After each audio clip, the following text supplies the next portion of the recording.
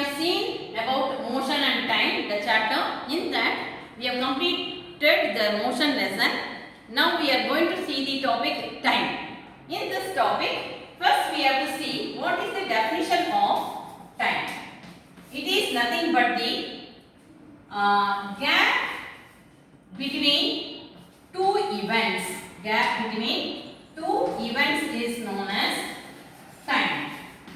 Okay, you can ask what is that gap? That is nothing but the small intervals between the two events. It is known as the time. It is the simple definition. When you are considering the time, immediately you will be thinking about the clock, how the seconds hand and the minutes hand, how it is running. It is clockwise, and we used to see the SI unit of time is second. SI unit of time is second. It is represented by small letter s. That is the time. And in this time, how we were able to identify it?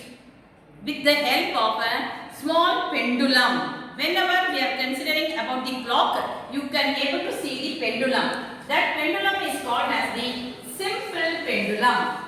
So simple pendulum is nothing but you will be having a bob in the end and small hook, and you will have a thread, and in the hook the bob will be attached. That bob is made up of metal. The bob is made up of metal. So this is the hanger, and this is the hook, and this is the hook, and here this will be of mass M, and this will be bob, and this is the thread which it is attached. Okay, and now it will be oscillating. How it will be oscillating? The oscillation is called as the to and fro motion.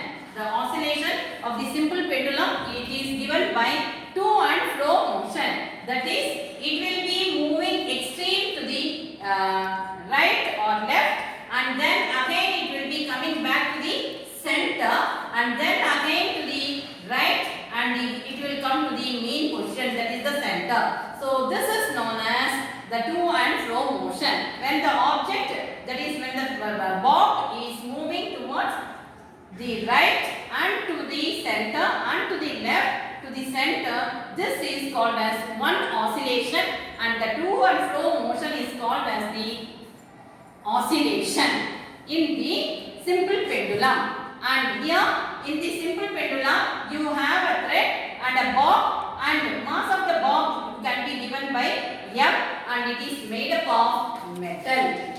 Next class we will do the demonstration.